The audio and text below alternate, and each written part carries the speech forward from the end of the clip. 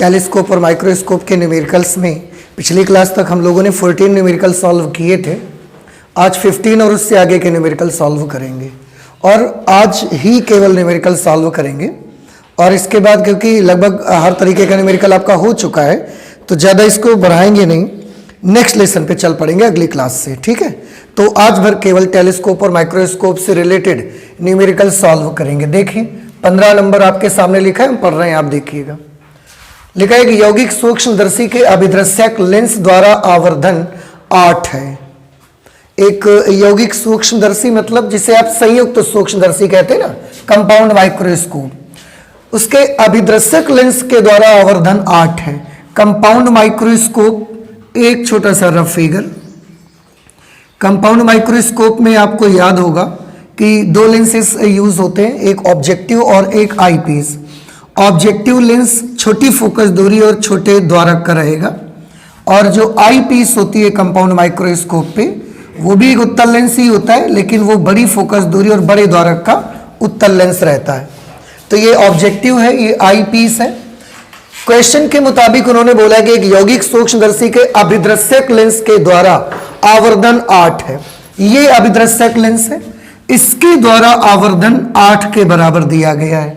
मतलब इस क्वेश्चन में ना पूरे कंपाउंड माइक्रोस्कोप की आवर्धन क्षमता नहीं दी जा रही है। अभी आपको ये बताया जा रहा है कि ये जो दो लेंसेस लगे हुए हैं उनमें से इस लेंस की आवर्धन क्षमता 8 है। तो अभिदृश्यक लेंस की आवर्धन क्षमता MO से लिखेंगे, magnification power of objective lens, that is 8।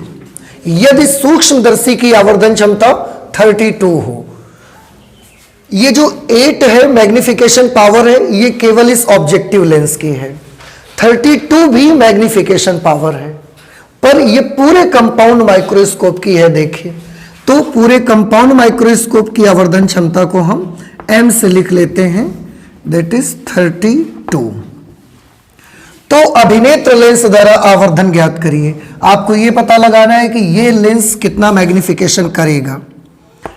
Magnification power of eyepiece ये आपको मालूम करना है। देखिए ये क्वेश्चन ना अभी तक जितने भी क्वेश्चंस हम लोगों ने सॉल्व किए हैं उनमें से बिल्कुल डिफरेंट टाइप का क्वेश्चन है। और ऐसा नहीं कि इससे रिलेटेड आपने फॉर्मूला नहीं पढ़ा है। जब आपको थ्योरी बताई जा रही थी उस समय कंपाउंड माइक्रोस्कोप में जब हमने फॉर्मूले डिराइव किए हैं आवर्धन क्षमता के, उस वक्त ये फॉर्मूला आया था कि अगर एक कंपाउंड माइक्रोस्कोप में अभिदृश्यक लेंस के द्वारा उत्पन्न आवर्धन MO है, नेत्रिका के द्वारा उत्पन्न आवर्धन ME है, तो पूरे कंपाउंड माइक्रोस्कोप के द्वारा उत्पन्न आवर्धन कितना होगा?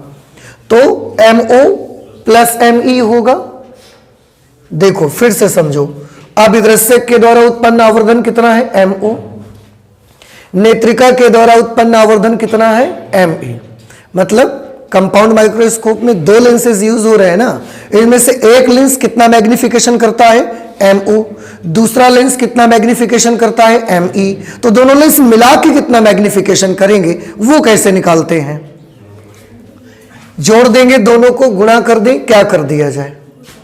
गुणा कर दिया जाए। आप याद करिएगा फॉर्मूला उसमें जब हमने डिराइव किया है, आपको नहीं अगर याद है तो आप उस वीडियो में देखेंगे तो आपको तुरंत से याद आ जाएगा ऐसा क्यों हो रहा था।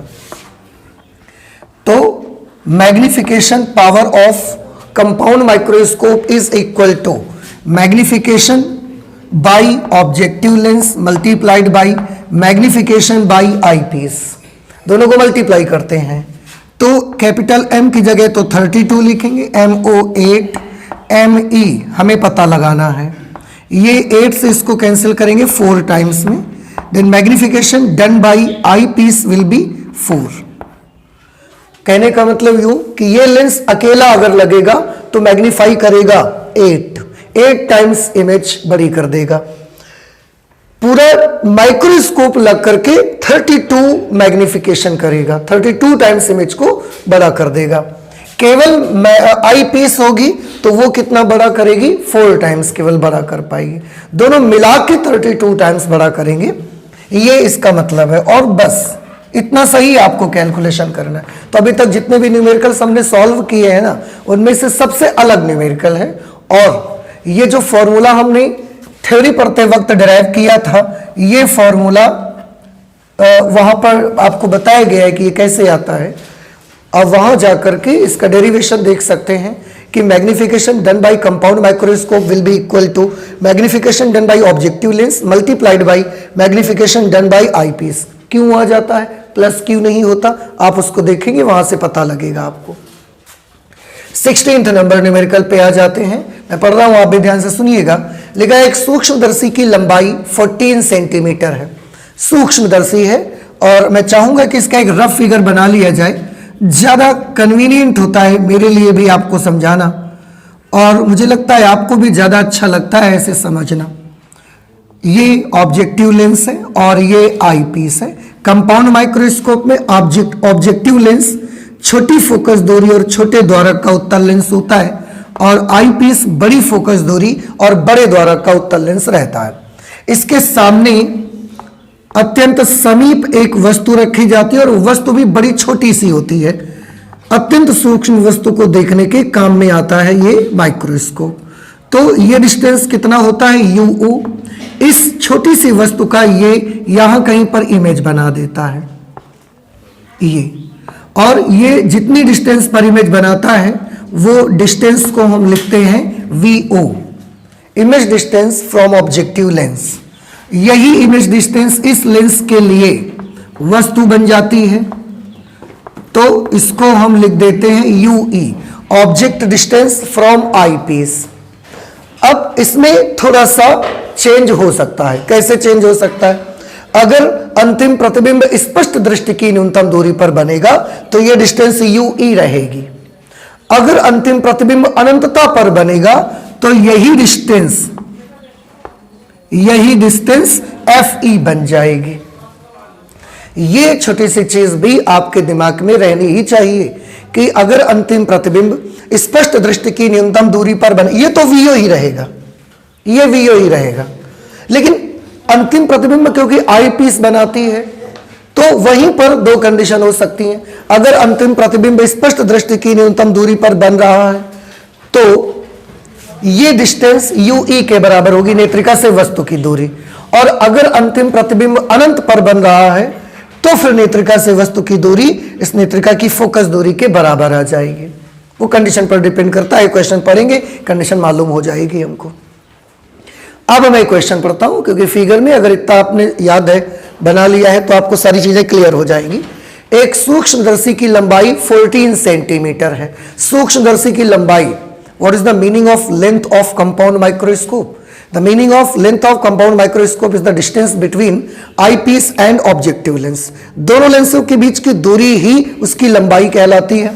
तो अगर लंबाई 14 सेंटीमीटर है, it means distance from objective lens to the eyepiece is equal to 14 centimetre. यहां से लेकर यहां तक का टोटल डिस्टेंस 14 सेंटीमीटर है, यह इसका मीनिंग है। श्रांत नेत्र के लिए आवर्धन क्षमता 25 के बराबर है। श्रांत नेत्र के लिए, फॉर रिलैक्स्ड आईज, श्रांत नेत्र के लिए आवर्धन क्षमता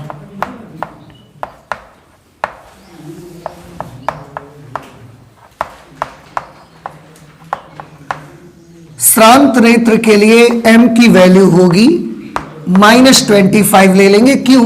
क्योंकि हमको मालूम है कि स्पष्ट दृष्टि की न्यूनतम दूरी पर प्रतिबिंब बने अंतिम, या अंतिम प्रतिबिंब अनंतता पर बने, दोनों ही हालात में अंतिम प्रतिबिंब उल्टा ही बनता है, और अगर उल्टा बनता है तो मैग्नीफाइंग पावर नेगेटिव आएगी फिर तो ये हमने नेगेटिव ऑलरेडी ले लिया। नेत्रिका की फोकस दूरी 5 सेंटीमीटर है। नेत्रिका की फोकस दूरी Fe is equal to 5 centimetre. नेत्रिका एक उत्तल लेंस है, इसलिए उत्तल लेंस की फोकस दूरी पॉजिटिव लिखी जाएगी और Fe इज इक्वल टू +5। वस्तु की अभिदृश्यक से दूरी तथा अभिदृश्यक की फोकस दूरी ज्ञात कीजिए।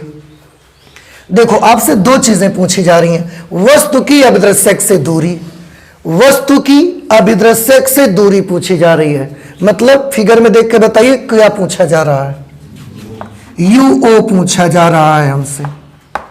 एक तो ये हो गया, दूसरा अभिदृश्यक की फोकस दूरी पूछी जा रही है। अभिदृश्यक की फोकस दूरी FO is equal to question mark. ये दो चीजें हमसे पूछी जा रही हैं भाई, ठीक है ना। कैसे मालूम किया जाए? देखो सेटिंग तो श्रांत नेत्र के लिए है भैया, अगर श्रांत नेत्र के लिए है तो UE काम करेगा कि यहां FE काम करेगा? यहां FE काम करेगा। इस जगह पर यह डिस्टेंस UE के बराबर नहीं होगा, बिकॉज क्योंकि यहां पर जो समायोजन किया गया है वो श्रांत नेत्र के लिए है, अंतिम प्रतिबिंब अनंत पर बनने का समायोजन है। ये कुछ समझ आया आपको? ओके। अब एक चीज और, अगर अंतिम प्रतिबिंब अनंत पर बन रहा है तो यहां से यहां तक का डिस्टेंस FE के बराबर होगा, और ये FE किसके बराबर है? 5 के बराबर। तो ये डिस्टेंस कितनी आ जाएगी? 5 आ जाएगी। देखो ना, FE किसके बराबर है? 5 के बराबर, तो ये डिस्टेंस 5 आ जाएगी। यहां से यहां तक का डिस्टेंस 5 होगा FE के बराबर। हमको UO चाहिए और FO चाहिए। UO कैसे निकाला जा सकता है? सोचिए थोड़ा सा। टोटल डिस्टेंस ये कितना है? 14। ध्यान से देखिएगा, यहां से यहां तक टोटल डिस्टेंस कितना है? 14। उसमें से ये कितना हो गया? 5। तो फिर ये कितना बचा? 9 सेंटीमीटर। इसका मतलब VO का डिस्टेंस कितना आ जाएगा? 9 सेंटीमीटर। बड़ा सिंपल है ये तो, ठीक है। तो सूक्ष्मदर्शी की लंबाई, सूक्ष्मदर्शी की लंबाई श्रांत नेत्र के लिए जब आप समायोजन करते हैं तो सूक्ष्मदर्शी की लंबाई कितनी होती है? वो होती है VO प्लस FE। सूक्ष्मदर्शी की लंबाई दी गई है 14, जिसमें से VO हमें नहीं मालूम है पर FE हमें मालूम है 5। तो VO इधर आके ये माइनस हो जाएगा और ये 9 सेंटीमीटर VO की वैल्यू आ जाएगी। देखो ठीक है ना। उसके बाद हम आवर्धन क्षमता का सूत्र यूज करेंगे। देखो एक एक चीज ध्यान से देखते चलिए। ये कितनी है? 5 सेंटीमीटर और ये कितना है? 9 सेंटीमीटर। तभी तो 9 5 14 हो गया टोटल। अब हम आवर्धन क्षमता का सूत्र लगाएंगे।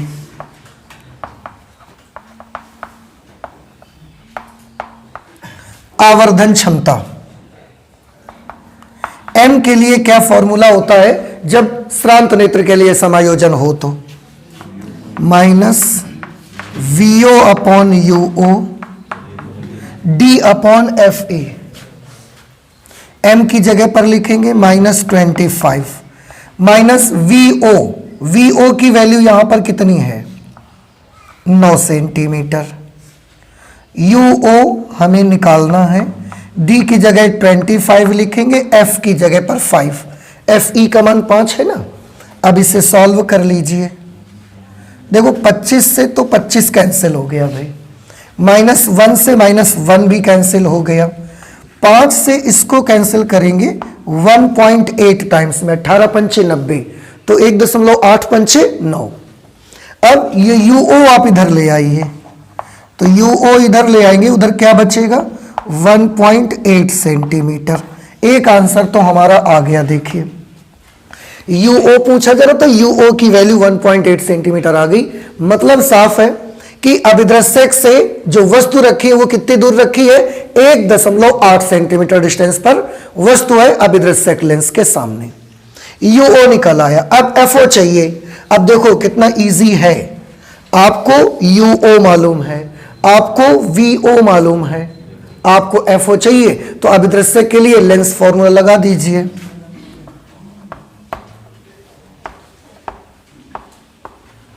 अभिदृश्यक लेंस के लिए लेंस फॉर्मूला होगा 1/FO is equal to 1/VO minus 1/UO। 1/FO, FO हमको मालूम करना है। VO की जगह पर क्या लिखा जाएगा? 9 माइनस 1/UO की जगह पर क्या लिखा जाएगा? 1.8। लेकिन क्योंकि ये लेंस के बाईं ओर है इसलिए -1.8 लिखिए। आप 1.8 लिख दीजिए। ये माइनस माइनस प्लस हो जाएगा, यहां दशमलव हटेगा 0 बढ़ जाएगा। ये 2 पंचे 10 और 9 दूना 18, ठीक, 9 बार में ये कैंसिल हो जाएगा। तो 1/FO इज इक्वल टू, देखो बेटा, 1/9 प्लस 5/9, दिस विल बी 6/9। तो FO की वैल्यू कितनी होगी? 9/6, इसलिए FO की वैल्यू आएगी 1.5 सेंटीमीटर। FO का मान आ जाएगा। इसका मतलब है इस क्वेश्चन में जो अभिदृश्यक लेंस यूज हुआ है उसकी फोकस दूरी 1.5 सेंटीमीटर के बराबर आएगी। 1.5 सेंटीमीटर उसकी फोकस दूरी आ जाएगी। अब ये बताएं समझ आया कि नहीं आया? आपको आ गया समझ में? तो ये सारी चीजें, अगर देखो ये चीज हम बना लेते हैं, जब एक रफ फिगर, हमने पूरा रे डायग्राम तो नहीं बनाया है, पर ये एक जब रफ फिगर बना लेते हैं ना तो बहुत कुछ आइडिया तो हमको यहां से मिल जाता है। और बड़े इत्मीनान से सॉल्व करिए, एक एक चीज को अच्छे से समझ करके बहुत आसानी से आपको आपका आंसर मिल जाएगा। इसमें सूक्ष्मदर्शी की लंबाई VO प्लस FE होगी। क्यों? क्योंकि यह समायोजन श्रांत नेत्र के लिए था। लंबाई 14 दी गई थी, VO हमें पता नहीं था, FE 5 था। VO मिल गया यहां से। जब VO मिल गया तो हमने आवर्धन क्षमता का सूत्र लगाया। आवर्धन क्षमता का सूत्र लगाया, उसमें सारी वैल्यूज पुट की और UO का मान 1.8 सेंटीमीटर आ गया। जब UO की वैल्यू हमको मिल गई तो हमने अभिदृश्यक लेंस के लिए लेंस फॉर्मूला यूज किया और उस पे जैसी वैल्यू, ये बहुत ध्यान रखना, UO का मान कितना आया है? 1.8। तो आप एग्जैक्टली 1.8 ही मत यूज करिएगा। यही पर स्टूडेंट्स हमेशा गलती करते हैं, निशान लेने में ही आपसे हमेशा गलती होती है। UO क्योंकि अभिदृश्यक से वस्तु की दूरी है और वस्तु अभिदृश्यक से बाईं ओर है, इसलिए यहां इसका निशान नहीं आया है माइनस, पर आपको लेना है माइनस, और नहीं तो कुछ और ही आंसर आएगा फिर, जो कि एग्जैक्ट आंसर आपका नहीं होगा और वो गलत हो जाएगा। समझ रहे हैं? तो ये चीजें बहुत ध्यान दे करके आप सॉल्व करेंगे। ये क्वेश्चन नंबर 16 हमने कर लिया। प्लीज नोट कर लें जल्दी से इसको, आगे और क्वेश्चन लगाते हैं। ठीक है, नोट करिए जल्दी से। क्वेश्चन नंबर 17, एक सूक्ष्मदर्शी के अभिदृश्यक तथा नेत्रिका की फोकस दूरियां क्रमशः 1 सेंटीमीटर और 5 सेंटीमीटर हैं। यदि श्रांत नेत्र के लिए आवर्धन क्षमता 45 है तो सूक्ष्मदर्शी की लंबाई ज्ञात करें। देखिए सूक्ष्मदर्शी है और सूक्ष्मदर्शी में मैं एक रफ फिगर फिर से बनाऊंगा यहाँ पर। सूक्ष्मदर्शी में अभिदृश्यक छोटी फोकस दूरी और छोटे द्वारक का उत्तल लेंस रहता है। ये ऑब्जेक्टिव है और ये आई पीस है। इसके सामने यहाँ पर छोटी सी वस्तु रखी जाती है जिसका डिस्टेंस UO होता है और ये यहाँ पर इसकी एक इमेज बना देता है। यहाँ से यहाँ तक की डिस्टेंस जो होती है वो VO से लिखी जाती है। ये प्रतिबिंब जो अभिदृश्यक ने बनाया है नेत्रिका के लिए वस्तु का काम करना शुरू कर देता है, तो ये UE रहती है। लेकिन अगर अंतिम प्रतिबिंब अनंत पर बनेगा तो यही जो डिस्टेंस UE कही जा रही है यही FE के बराबर हो जाती है फिर उस समय। अब हम क्वेश्चन पढ़ रहे हैं और इसी के अकॉर्डिंग देखते जाते हैं कौन कौन सी चीजें हमें मालूम है। सूक्ष्मदर्शी के अभिदृश्यक और नेत्रिका की फोकस दूरियां क्रमशः 1 सेंटीमीटर और 5 सेंटीमीटर है। अभिदृश्यक की फोकस दूरी 1 सेंटीमीटर है, पॉजिटिव साइन के साथ ली जाएगी because objective lens is a convex lens. और नेत्रिका की फोकस दूरी दी गई है 5 centimetre. It is also can be taken with positive sign, क्योंकि यह भी तो एक उत्तल लेंस ही होता है।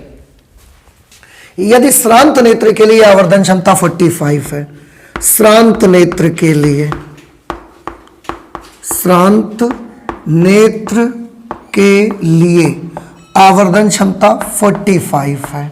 आवर्धन क्षमता को माइनस निशान के साथ लिखेंगे क्योंकि हमें सबको मालूम है कि दोनों प्रकार के समायोजनों में सूक्ष्मदर्शी से बनने वाला अंतिम प्रतिबिंब उल्टा ही बनता है, इसलिए नेगेटिव साइन के साथ उसको लिया जाएगा। तो सूक्ष्मदर्शी की लंबाई ज्ञात करें। आपको सूक्ष्मदर्शी की लंबाई मालूम करनी है। सूक्ष्मदर्शी की लंबाई, जब आप श्रांत नेत्र के लिए समायोजन करते हैं उस समय सूक्ष्मदर्शी की लंबाई कितनी होती है? उस समय सूक्ष्मदर्शी की लंबाई होती है VO प्लस FE।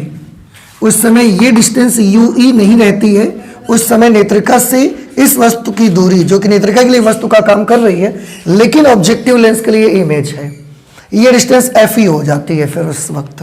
तो हमको VO प्लस FE, हमको VO और FE दोनों अगर मिल जाएं तो हम प्लस कर देंगे और बड़ी आसानी से हमारा आंसर आ जाएगा। यही हमको मालूम करना है। अब इसमें से FE तो हमको मालूम है पर हमको VO की कोई जानकारी नहीं है। अब अगर VO के बारे में हमें कुछ नहीं पता तो ये तो आपको मालूम करना पड़ेगा, बिना इसके तो काम नहीं बनेगा। एक काम कर लीजिए, अब यहां पर आप ध्यान से देखिए, इस समायोजन के लिए यहां से यहां तक का डिस्टेंस UE है कि यहां से यहां तक का डिस्टेंस FE है? FE है, UE नहीं है। और FE का मान कितना दिया है? 5 दिया गया है। ठीक है, उसको बना रहने देते हैं। FE की वैल्यू 5 है। VO UO, हम एक काम करेंगे, सबसे पहले आवर्धन क्षमता का सूत्र लगा लेते हैं। आवर्धन क्षमता,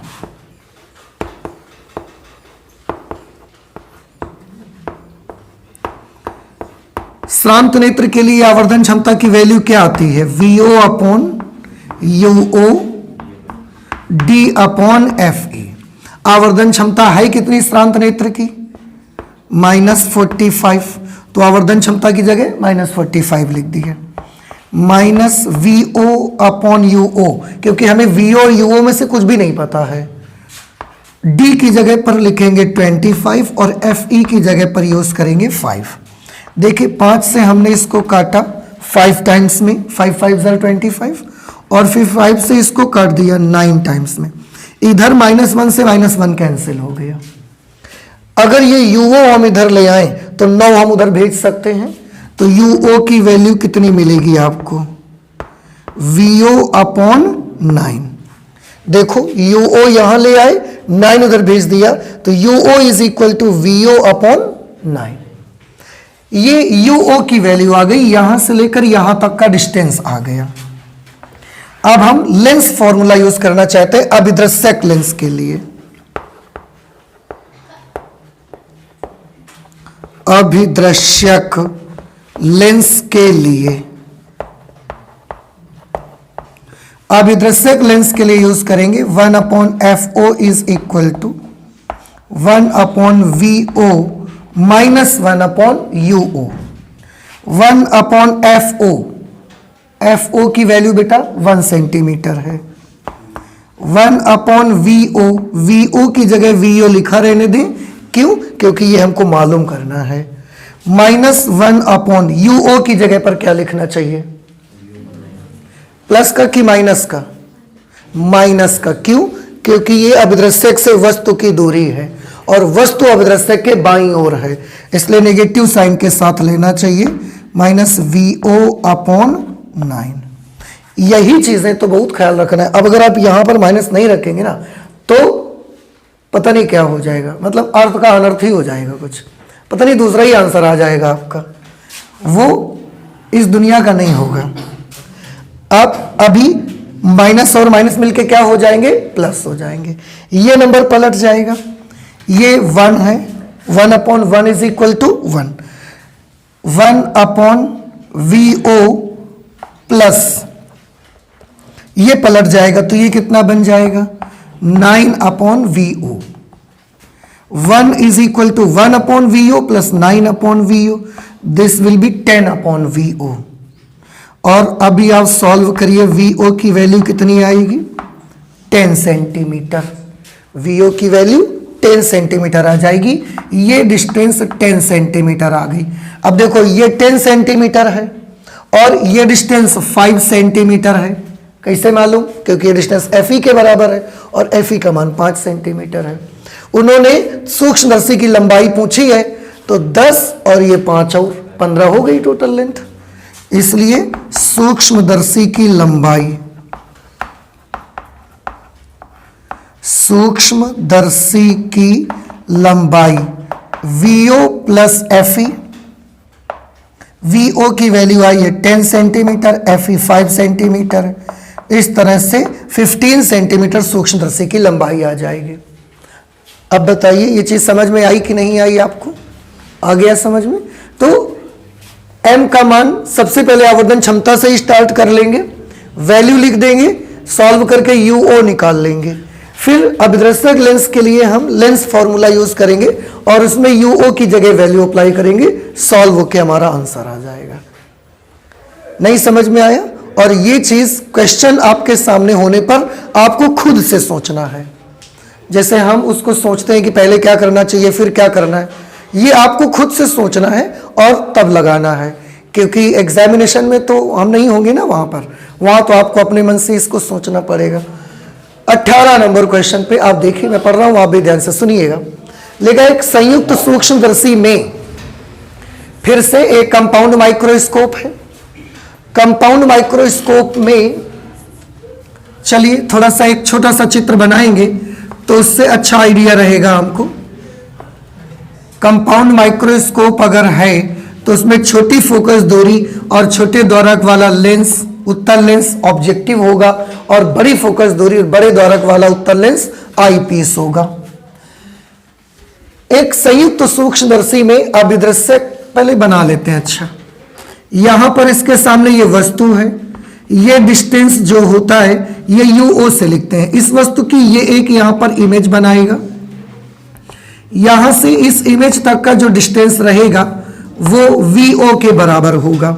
यही इमेज जो कि अभिदर्शक ने बनाया है आई पीस के लिए ये वस्तु का काम करना शुरू कर देगा, तो ये UE रहेगा।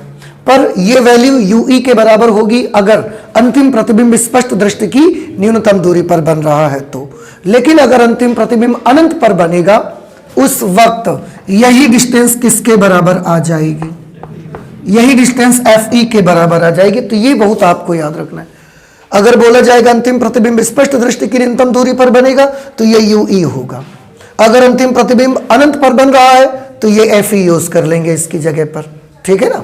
ये दोहरा काम कर सकता है, UE भी बन सकता है, FE भी बन सकता है अकॉर्डिंग टू कंडीशन। इससे बने शुरू से पढ़ना चाहिए मुझे।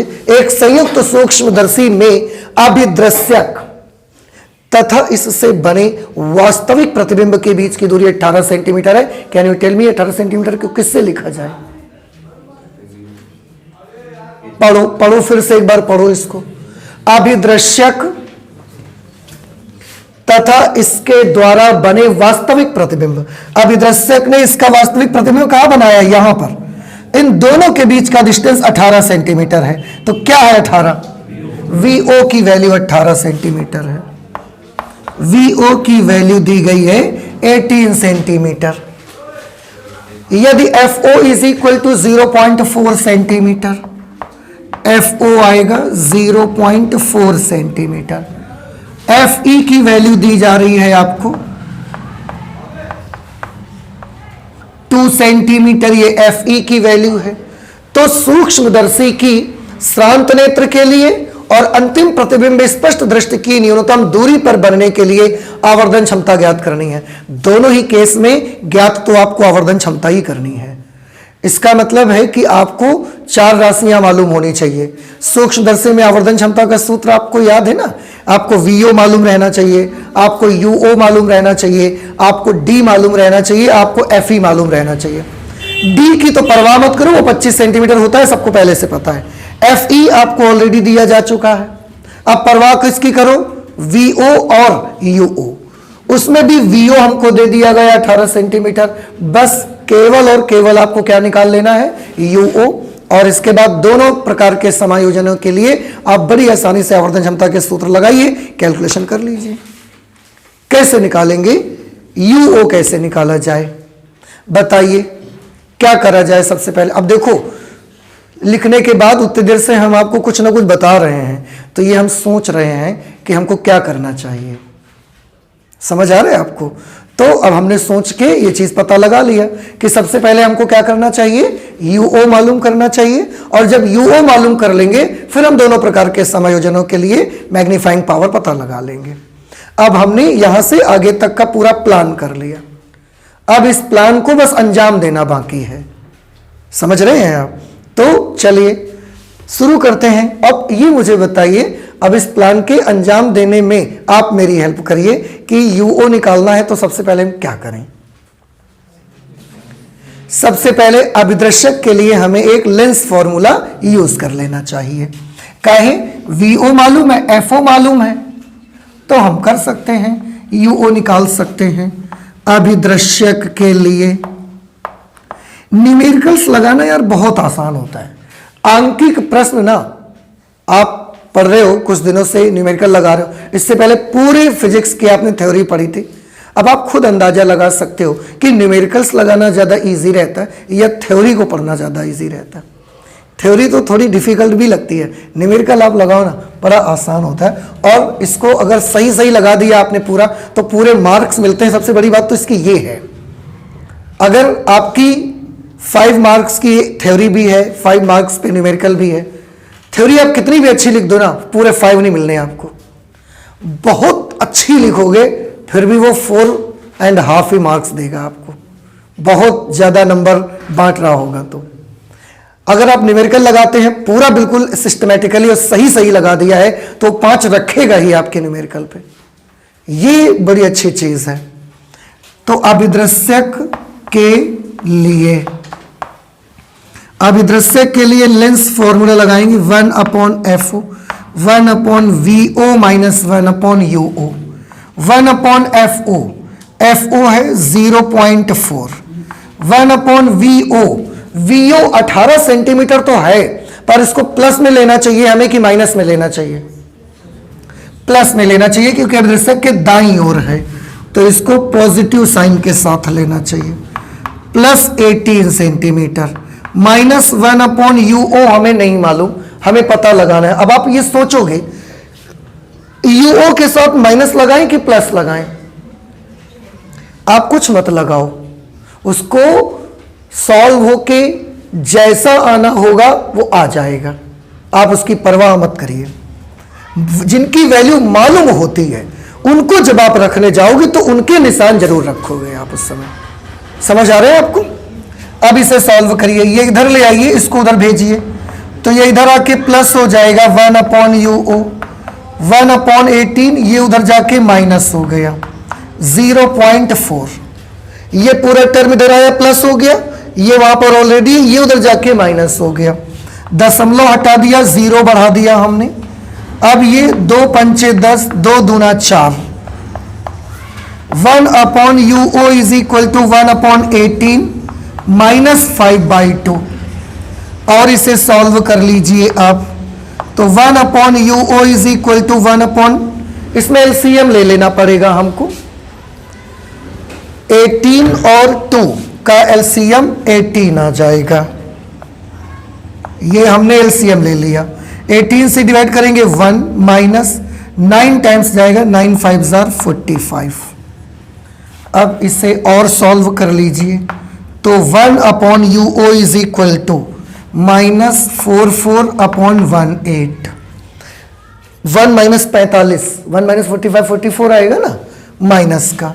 कुछ कैंसलेशन अगर हो सकता है तो कर लें आप, ये 22 और ये 9, तो 1/UO की वैल्यू है ना -22/9, तो UO की वैल्यू कैसे आ जाएगी? -9/22। ये UO का मान निकल करके आया भाई।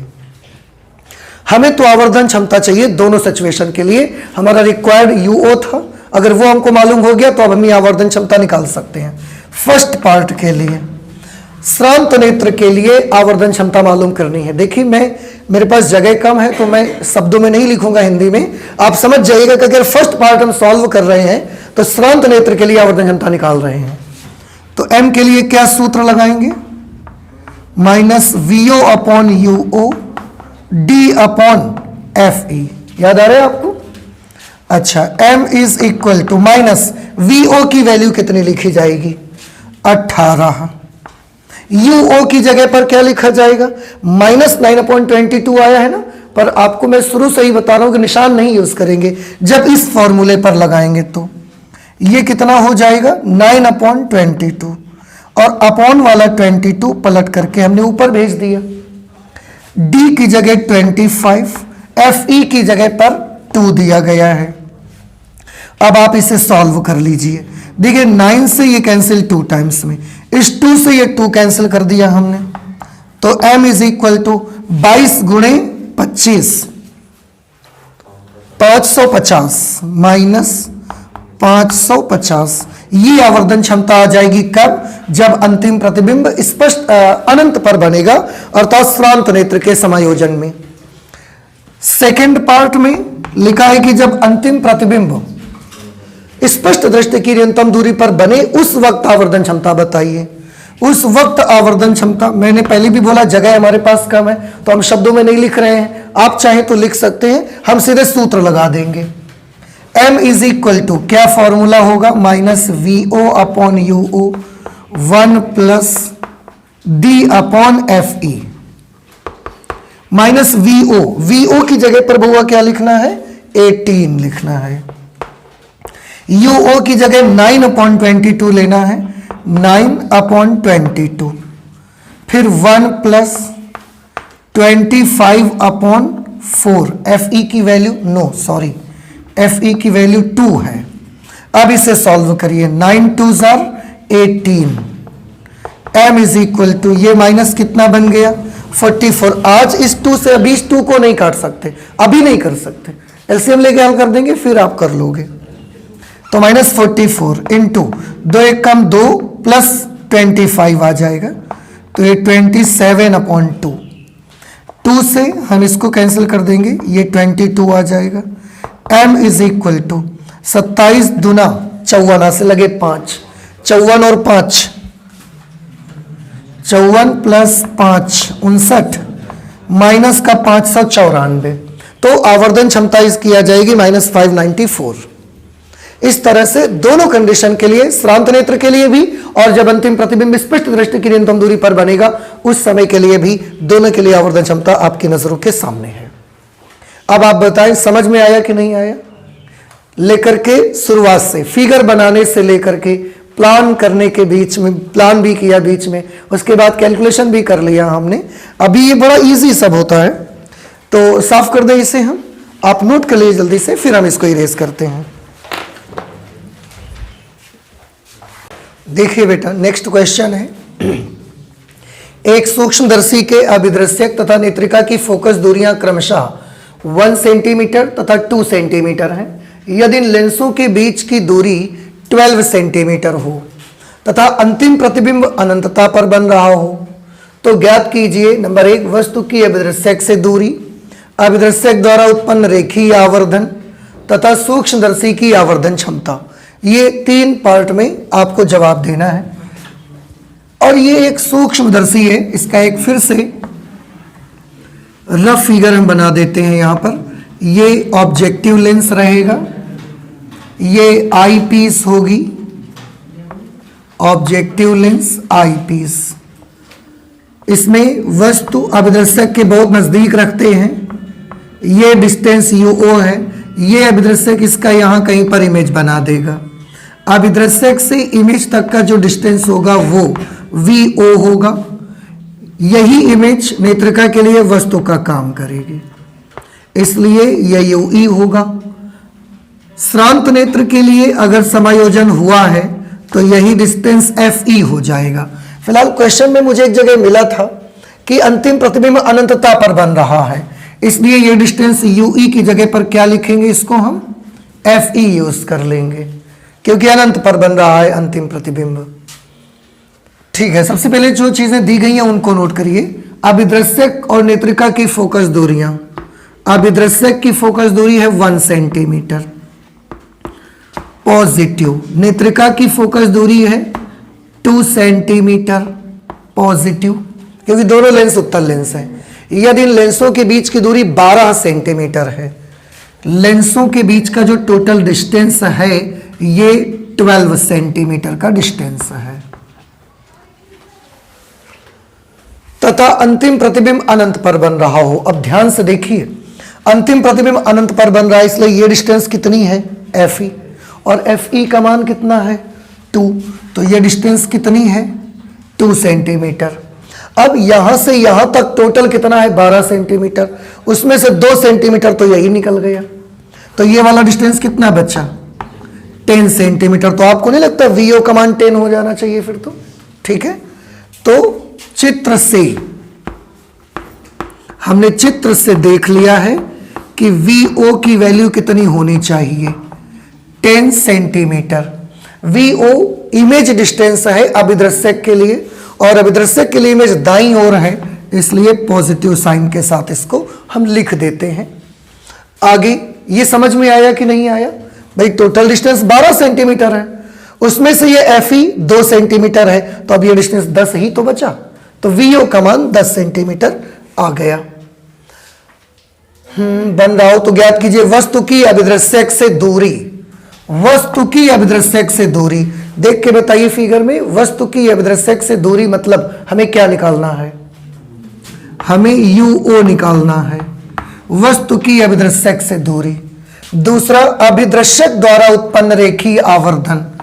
अभिदृश्यक के द्वारा उत्पन्न रेखीय आवर्धन हमको मालूम करना कि केवल अभिदृश्यक लेंस कितना लीनियर मैग्निफिकेशन करता है, पूरा सूक्ष्मदर्शी का नहीं, केवल ऑब्जेक्टिव लेंस कितना मैग्नीफाई करेगा ये आपको पता लगाना है।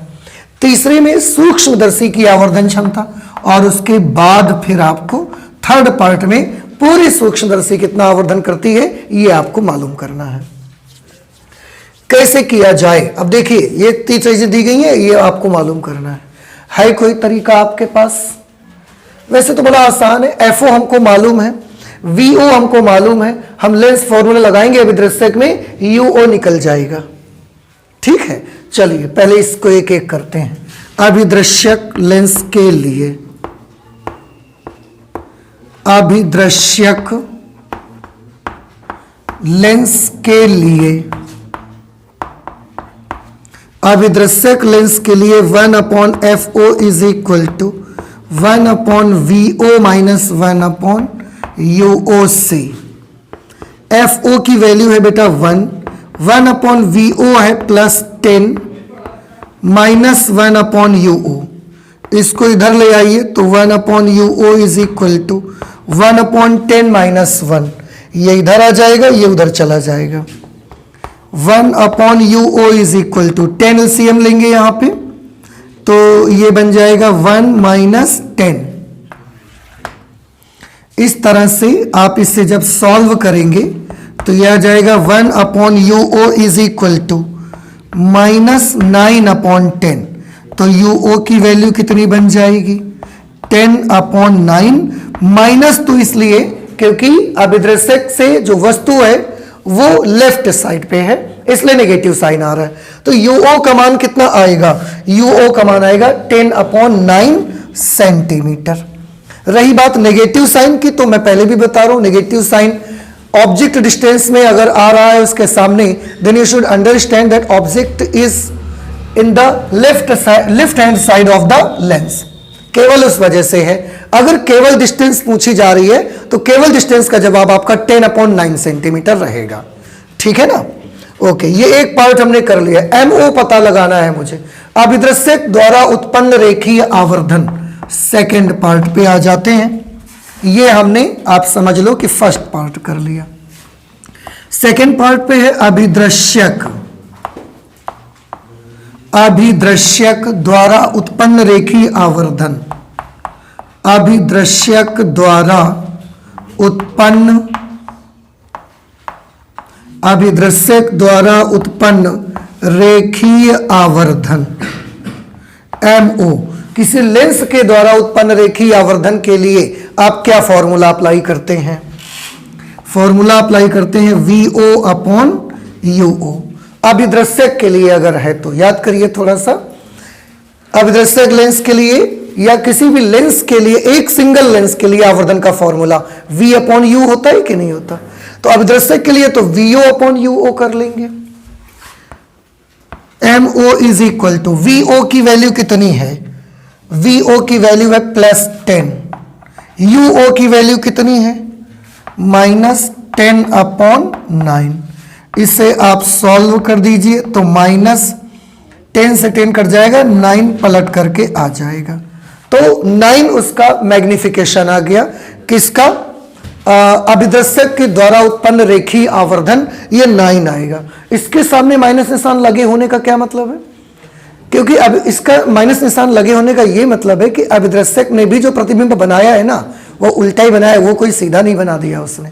आप देखो बात सही है, ये वस्तु है और ऐसा करके इमेज बना दिया इसने। तो नेगेटिव साइन इंडिकेट आपको करता है कि जो अंतिम प्रतिबिंब बनेगा वो कैसा बनेगा? वो उल्टा बनेगा। ठीक, ये अभिदर्शक के द्वारा उत्पन्न रेखीय आवर्धन की वैल्यू आ गई। इसके बाद हमें सूक्ष्मदर्शी की आवर्धन क्षमता चाहिए। सूक्ष्मदर्शी की आवर्धन क्षमता,